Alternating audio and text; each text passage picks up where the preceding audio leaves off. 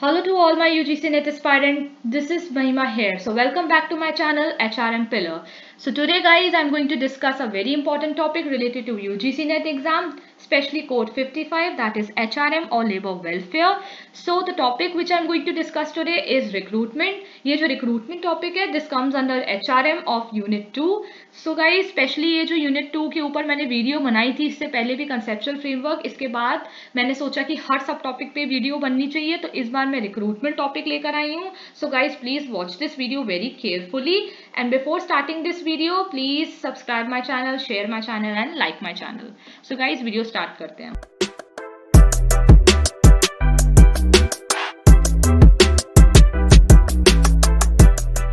सबसे पहले contents discuss कर लेते हैं. रिक्रूटमेंट के अंदर फर्स्ट ऑफ ऑल मैं मीनिंग डिस्कस करने वाली हूँ. Then I am jumping towards the features of recruitment, nature of recruitment, objectives, types and some questions related to recruitment which comes in UGC NET exam. Like मैंने sample questions लिए हैं. Okay so फटाफट meaning पे आ जाते हैं. Meaning of recruitment. So recruitment is a process of identifying, attracting and locating the capable applicants. So guys ये जो यहाँ पर रिक्रूटमेंट की डेफिनेशन लिखी गई है दैट इज अगर हम कहें इसको तो बहुत सब्जेक्टिव लैंग्वेज में है, बहुत बुकिश लैंग्वेज में, पर अगर मैं इसको आपको ईजी वे में समझाऊं तो रिक्रूटमेंट का जो मतलब होता है वो ये होता है कि आइडेंटिफाई करना, अट्रैक्ट, दैट मीन्स कि आपको उन्हें मजबूर कर देना कि that you need to apply for that job, and locate करना कि कौन से, ऐसे ही नहीं कि सभी एप्लीकेंट्स को, those who are talented and those who are capable applicants, उनको अट्रैक्ट करना एंड उनको लोकेट करना अलग अलग जगहों से जो कि वो सूटेबल हो फॉर द राइट जॉब, उसको कहते हैं रिक्रूटमेंट. ये पूरा एक प्रोसेस होता है आइडेंटिफाई से लेकर पूरा जब तक वो केपेबल एम्प्लॉय रिक्रूटमेंट का एप्लीकेशन फॉर्म भरता है वहां तक का. So it is also a process of searching the prospecting employees and encouraging them to apply for the organization. Very easy. मतलब कि ऑर्गेनाइजेशन के लिए जो भी सूटेबल एम्प्लॉय है उसको पहले आपको खुद सर्च करना एंड फिर उस एम्प्लॉय को इनकरेज करना, मोटिवेट करना कि he or she applies for that particular job or particular post in that organisation comes under recruitment. Okay. It also includes attracting the candidates for the job which is suitable to them. It is a matter of identifying, evaluate करना and using the most effective source. मतलब identify करना और motivate करने के साथ साथ आपको evaluate भी करना है कि वो कैंडिडेट सूटेबल है कि नहीं, एंड मोस्ट इंपॉर्टेंट कि सबसे ज्यादा इफेक्टिव सोर्स यूज करना उस एप्लीकेंट को मोटिवेट करने के लिए या फिर उस एप्लीकेंट को लोकेट करने के लिए, ढूंढने के लिए और आइडेंटिफाई करने के लिए. ठीक है. सो अगर हम इसे डायग्रामेटिक फॉर्म में बोलें तो recruitment means searching the employ which is suitable to apply for the job in the organisation and then stimulate them or motivate them to apply for the job, and which comes under right job for the right employee. मतलब recruitment का मतलब होता है employ searching से लेकर employ का right job पे suitable fit हो जाना ऑर्गेनाइजेशन में, तो इसको कहते हैं रिक्रूटमेंट. सो इवेलुएट करना, आइडेंटिफाई करना और सबसे ज्यादा इफेक्टिव सोर्स यूज करना उसको आइडेंटिफाई करने में, जिससे कि that applicants becomes the best person to be suitable for that job. So these all are the functions of recruitment. Okay. So features पे आ जाते हैं रिक्रूटमेंट के. It is a positive act since it attempts to encourage potential applicants to seek jobs in the firm. So अगर हम देखें तो recruitment बहुत ही ज़्यादा पॉजिटिव एक्ट है क्योंकि ये ऑब्वियसली पोटेंशियल एप्लीकेंट्स को इनकरेज करता है, मोटिवेट करता है, स्टिमुलेट करता है कि वो उस पर्टिकुलर जॉब के लिए अप्लाई करें, rather than like negative process that comes under selection, which I am going to discuss in my next video or maybe next to next video, but I am surely going to make a video on that part too, because negative इसलिए कहा गया है selection को, मैं थोड़ा सा बता देती हूँ आपको. इसीलिए क्योंकि ये इसमें जो सिलेक्शन में हम लोग प्रोसेसिंग करते हैं, इसमें अगर हम 1000 एम्प्लॉयज़ या 1000 कैंडिडेट्स अप्लाई करते हैं किसी जॉब के लिए, सो हम 100 में से मे बी 2 लोगों को अप्लाई करने के लिए हम 2 लोगों को रिक्रूटमेंट कर लेते हैं, हम 2 लोगों का सिलेक्शन कर लेते हैं. तो इसका मतलब ये होता है कि उसमें से जितने भी 98 एप्लीकेंट्स थे, हम उनको रिजेक्ट कर रहे हैं, तो that comes under negative part. Okay, तो रिक्रूटमेंट में ऐसा कुछ नहीं है. रिक्रूटमेंट में पॉजिटिविटी इसीलिए है क्योंकि हम उन 1000 एम्प्लॉयज जो बनने वाले हैं फ्यूचर में, उन 1000 एप्लीकेंट्स को हम स्टिमुलेट या मोटिवेट करते हैं कि वो उस पर्टिकुलर जॉब के लिए अप्लाई करें. दैट्स व्हाई इसको पॉजिटिव बोला गया है. Second, it is a process or a series of activity rather than a single event or act. इसका मतलब ये है कि रिक्रूटमेंट एक पूरी सीरीज ऑफ एक्टिविटी है, इसमें मल्टीपल स्टेप्स होते हैं, मल्टीपल प्रोसीजर्स होते हैं, रादर देन ये कोई एक सिंगल एक्ट या सिंगल इवेंट नहीं होता कि एक टाइम के लिए हो कि आपने एक एप्लीकेंट को बस बोला एंड वो आ जाएगा. नहीं, ये सीरीज ऑफ एक्टिविटीज का एक क्यूमुलेटिव पार्ट होता है कि आपको सर्चिंग से लेके, आइडेंटिफाइंग से लेके, उसको इफेक्टिव सोर्स यूज करना, देन इवेलुएट करना, देन कंपेयर करना, एंड देन उसको स्टिमुलेट और मोटिवेट करना, फिर जाके वो एप्लीकेशन फॉर्म भरता है. तो it consist of a series of activities. Okay. Third, aims to determine and find the sources of manpower to be utilized for the attaining goals of the organization or firm. तो ये इसका जो एक और feature है वो ये है कि ऐसे मैन पावर के सोर्सेज को फाइंड करना और डिटरमाइन करना जो कि हम यूटिलाइज कर सकते हैं अपने ऑर्गेनाइजेशन में गोल अटेन करने के लिए.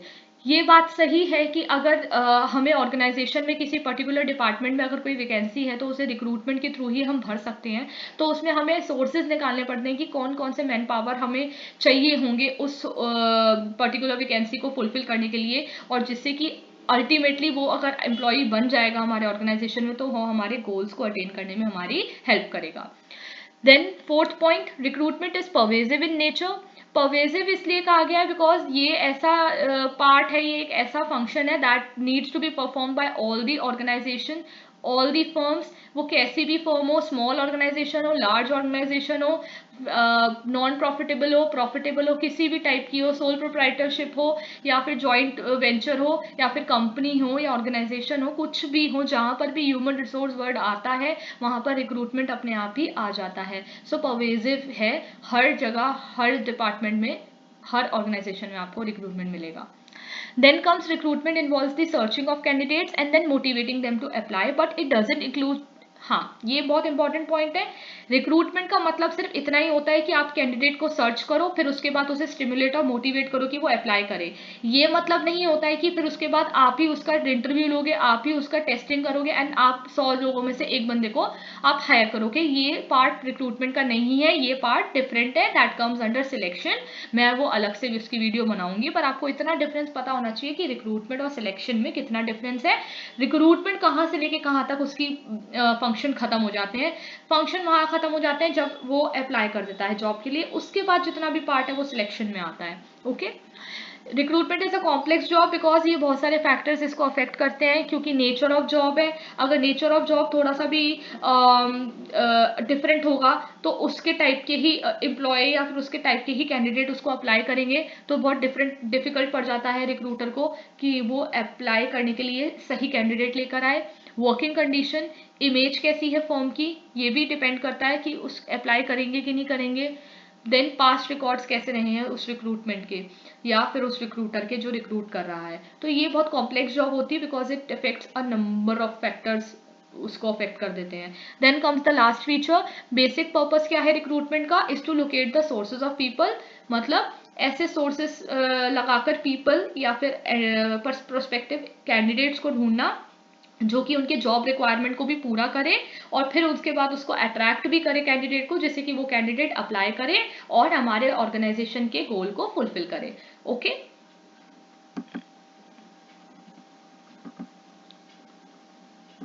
सो गाइस, अगर देखा जाए, अगर मैं इसको जिस्ट में लिख दूं तो recruitment is a very positive act. It consist of series of activity. It determines the sources of man power.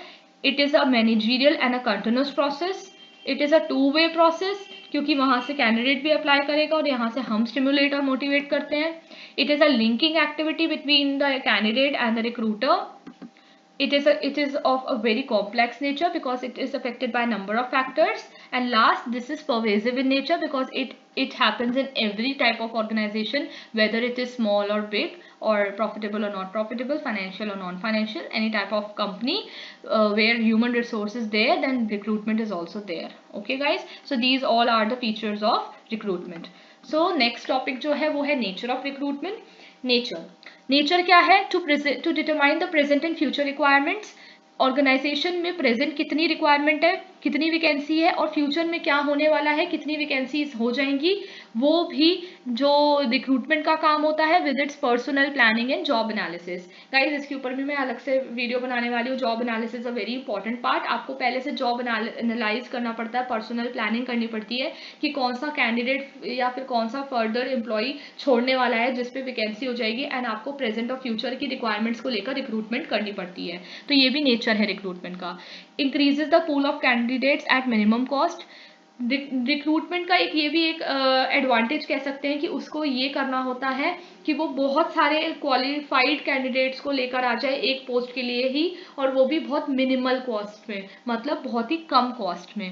Then it help to reduce the probability that job applicants once recruited and selected. इसमें ये बोला गया है कि job recruitment में ये भी probability reduce की जाती है कि उसको इतना ज़्यादा मोटिवेट कर दिया जाए किसी ऑर्गेनाइजेशन की पोस्ट के लिए या फिर किसी जॉब एप्लीकेशन के लिए, कि एक बार अगर उसका रिक्रूटमेंट हो जाता है और वो सेलेक्ट भी हो जाता है तो वो उसको शॉर्टर स्पैन ऑफ टाइम में उस ऑर्गेनाइजेशन को ना छोड़े। तो ये भी रिक्रूटमेंट का नेचर है।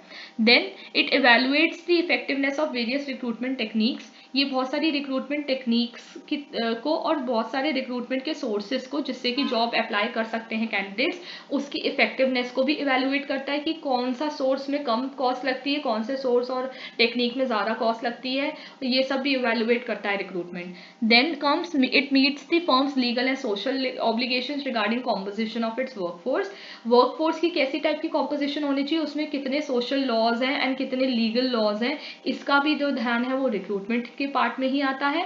देन इट और increases the individual effectiveness. Individual effectiveness मतलब कि एम्प्लॉय की पर्सनल इंडिविजुअल इफेक्टिवनेस को शॉर्ट और लॉन्गर स्पैन ऑफ टाइम के लिए जो रिक्रूटमेंट है वही इंक्रीज करता है। It also helps in increasing the success rate of selection by reducing the number of, obviously अगर आप पहले ही प्रोसेस में आप क्वालिफाइड कैंडिडेट्स को ही स्टिमुलेट करेंगे, मोटिवेट करेंगे जॉब अप्लाई करने के लिए, तो आपका जो सिलेक्शन प्रोसेस होगा उसमें जो सक्सेस रेट होगी सिलेक्शन प्रोसेस की वो बहुत हाई हो जाएगी। क्योंकि आप अगर आप अंडर क्वालिफाइड को आप मोटिवेट करेंगे जॉब अप्लाई करने के लिए, तो ऑब्वियसली बात है कि वो सिलेक्शन के प्रोसेस के वक्त वो रिजेक्ट हो जाएगा, तो आपकी जो सिलेक्शन की सक्सेस रेट होगी वो बहुत डिक्रीज होती जाएगी, बहुत डाउनफॉल होता रहेगा। तो इसलिए ये कहीं ना कहीं रिक्रूटमेंट जो है वो सिलेक्शन की भी काफ़ी हेल्प करता है।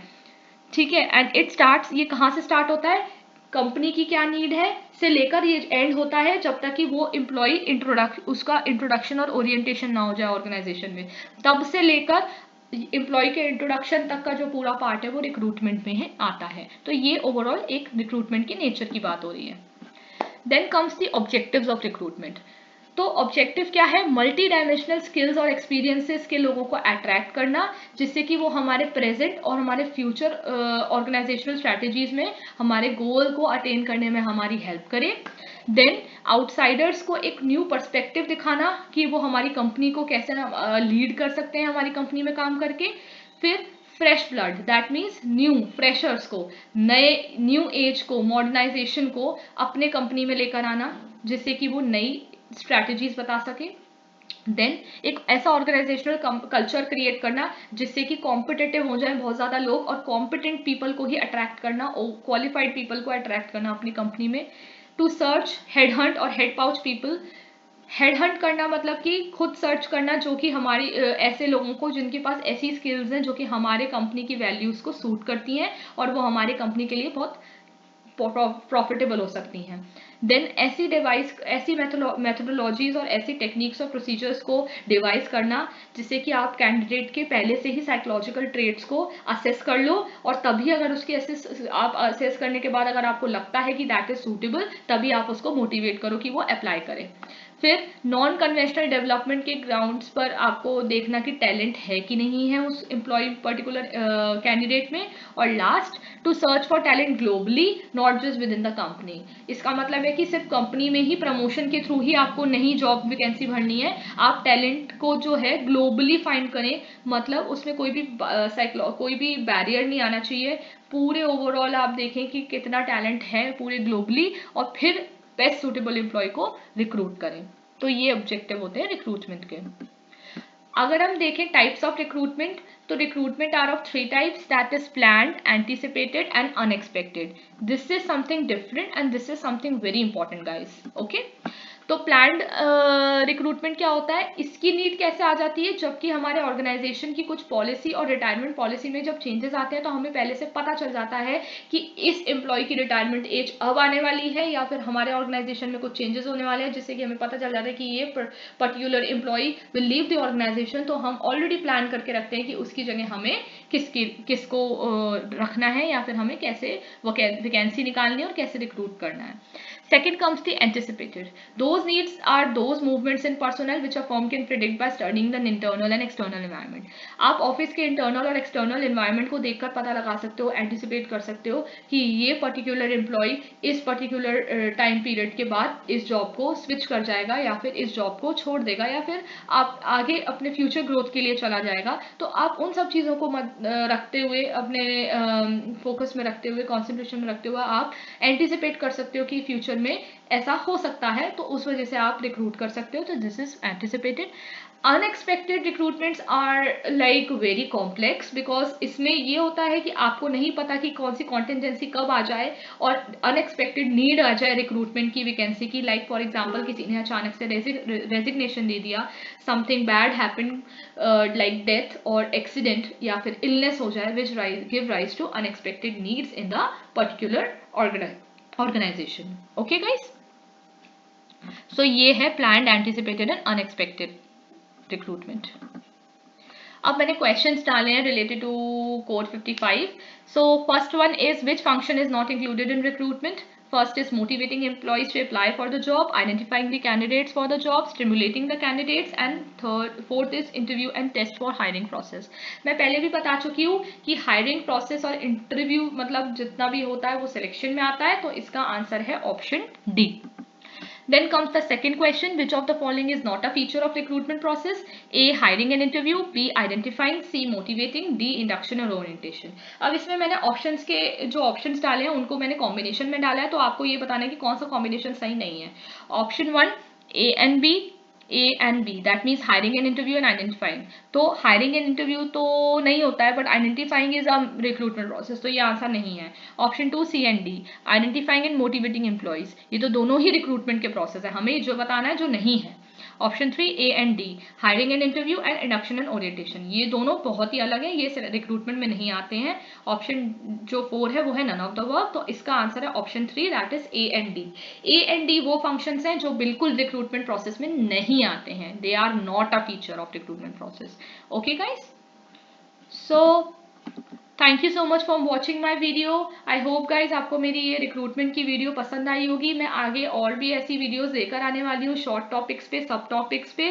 सो till then guys please subscribe my channel, share my channel, like my channel and comment अगर आपको कोई और वीडियो बनवानी हो related to any other topic. So till then guys, thank you, bye bye, have a great day. This is Mahima signing off from the video. Goodbye.